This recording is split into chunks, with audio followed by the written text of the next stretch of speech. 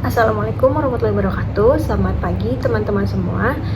Pertama-tama saya akan mengucapkan terima kasih atas kehadirannya dan terima kasih atas atensinya untuk menonton konten video YouTube ini yang bertemakan edukasi.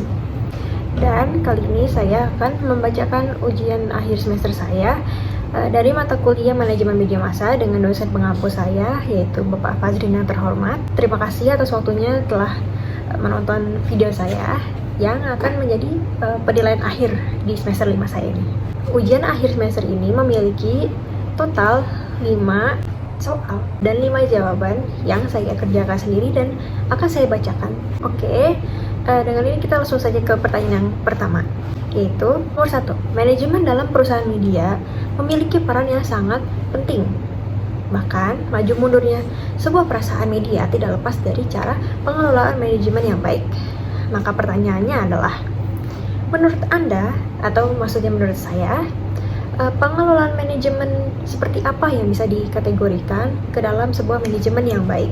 Untuk jawabannya, karena ini berdasarkan pendapat saya menjawab, di dalam sebuah organisasi, baik itu formal maupun non-formal, biasanya kita punya tujuan yang perlu dicapai secara kolektif. Dan ilmu manajemen ini memastikan bahwa proses tersebut berjalan dengan lancar tanpa kendala. Maka dari itu, mengapa manajemen itu penting? Karena memiliki peran yang cukup mempengaruhi keberlanjutan sebuah organisasi.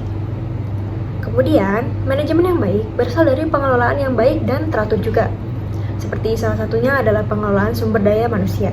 Itu salah satunya. Nah, dalam hal tersebut juga, baik sumber daya manusia dan secara fisik sama-sama memerlukan produktivitas yang tepat. Seseorang yang berperan sebagai pengelola harus memastikan agar sumber daya yang ada pada sebuah organisasi bisa bermanfaat dengan baik. Maka dari itu, pemanfaatan sumber daya ini tidak hanya fokus pada penggunaannya saja, tetapi manajemen atau pengelolaan sumber daya ini dapat memastikan agar seseorang yang memiliki kendali pada manajemen atau pengelolaan tersebut dapat menempatkan seseorang atau sesuatu sesuai dengan kapabilitas yang mereka miliki.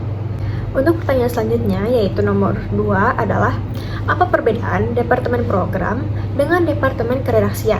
Jelaskan tugas pokok dan fungsi dari masing-masing.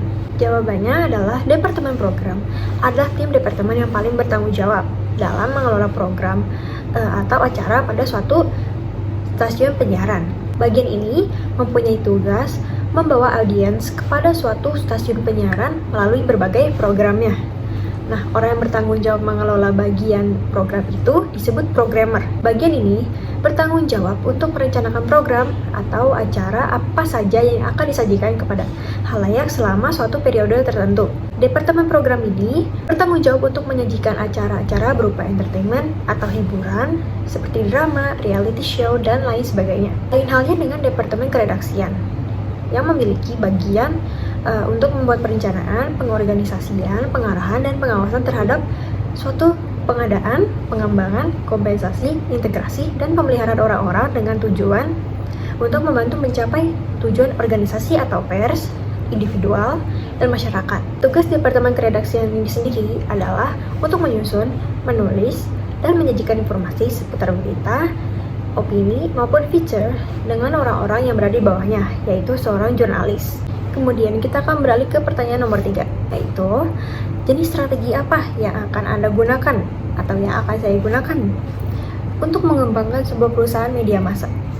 Di era dewasa seperti ini, yang sekarang dunianya mulai penuh dikuasai oleh Gen Z dan Millennials.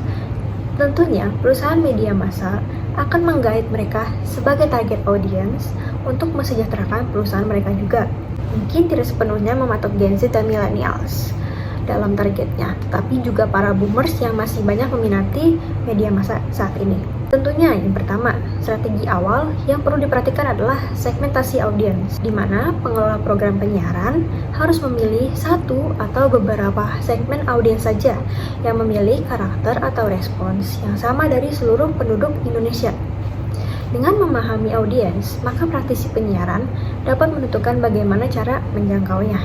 program apa yang dibutuhkan, dan bagaimana mempertahankan audiens dari program pesaing. Segmentasi lainnya, yaitu segmentasi demografis yang berdasarkan usia, yaitu Gen Z dan Millennials dengan kisaran usia 13-25 tahun. Kemudian ada segmentasi psikografis yang menuju pada kaum muda dengan gaya hidup yang beragam, serta geografis yang tidak begitu berlaku, sebab siapapun di mana ada Gen Z dan Millennials di seluruh wilayah Indonesia adalah target audience. Selanjutnya adalah target audience, yaitu sasaran atau orang-orang yang menginginkan diri mereka terekspos oleh informasi atau hiburan yang ditawarkan media penyiaran dan bahkan juga produsen atau pemasang iklan kepada mereka. Kemudian memilih satu atau beberapa segmen audiens yang akan menjadi fokus kegiatan-kegiatan pemasaran program dan promosi. Terkadang targeting disebut juga dengan selecting karena audiens harus diseleksi juga. Perusahaan harus memiliki keberanian untuk memfokuskan kegiatannya pada beberapa bagian saja atau segmen audiens dan meninggalkan bagian lainnya. Kemudian yang terakhir adalah positioning, yaitu strategi komunikasi yang berhubungan dengan bagaimana khalayak mendapatkan suatu produk, merek atau perusahaan di dalam otaknya, di dalam alam khayalnya, sehingga khalayak memiliki penilaian tertentu. Untuk pertanyaan selanjutnya, yaitu nomor 4, adalah langkah strategi seperti apa yang akan Anda ambil atau saya ambil untuk memecahkan permasalahan yang terjadi di dalam sebuah organisasi media. Langkah ini memang klise dan terdengar biasa, tapi cukup proper dan memadai sampai kedua belah pihak dapat memahami permasalahan yang ada. Menurut Polya di tahun 1971, solusi soal pemecahan masalah menurutnya ada 4 langkah fase penyelesaian. Yang pertama, memahami masalah, merencanakan penyelesaian, menyelesaikan masalah sesuai rencana, dan melakukan pengecekan kembali terhadap semua langkah yang telah dikerjakan. Fase pertama adalah memahami masalah. Tanpa adanya pemahaman terhadap masalah yang diberikan, seseorang tidak mungkin mampu menyelesaikan masalah tersebut dengan benar. Setelah seseorang dapat memahami masalahnya dengan benar, selanjutnya mereka harus mampu menyusun rencana penyelesaian masalah. Nah, kemampuan melakukan fase kedua ini sangat tergantung pada pengalaman seseorang dalam menyelesaikan masalahnya.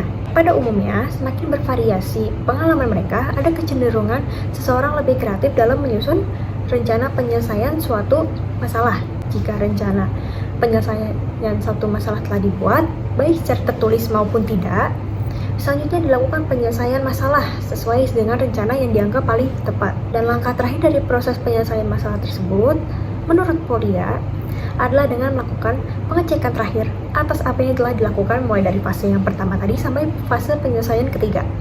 Dengan cara seperti ini, maka berbagai kesalahan yang tidak perlu dapat terkoreksi kembali sehingga seseorang dapat sampai pada jawaban yang benar sesuai dengan masalah yang diberikan. Kita berada di pertanyaan terakhir, yaitu nomor 5.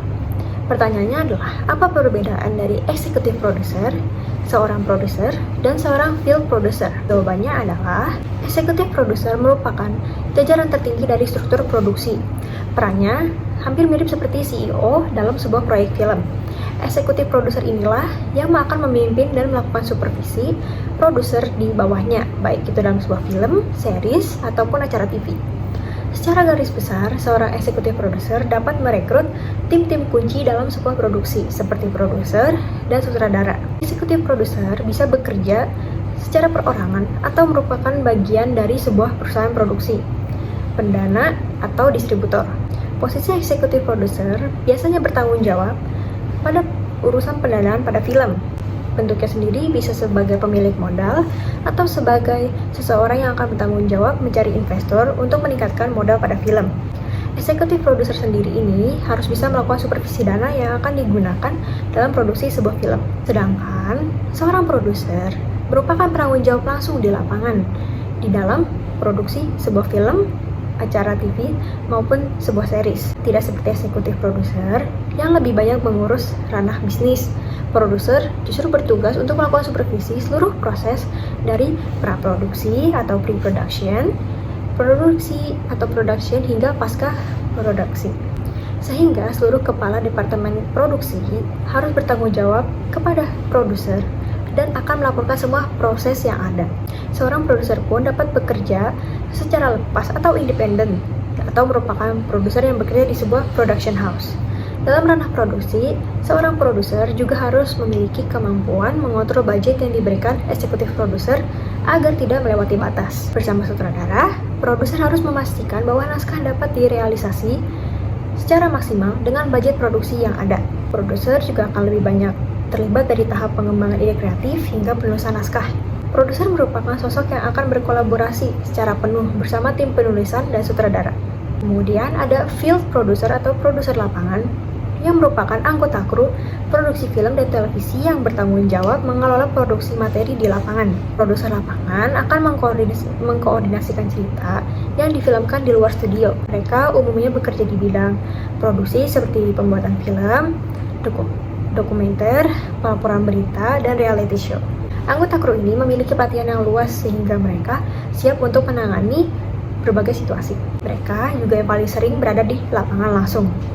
Segitu saja pertanyaan dan jawaban dari ujian akhir semester yang saya bacakan. Kurang lebihnya mohon maaf apabila tidak sempurna, karena kesempurnaan hanya milik Tuhan Yang Maha Esa. Sekian dari saya. Wassalamualaikum warahmatullahi wabarakatuh.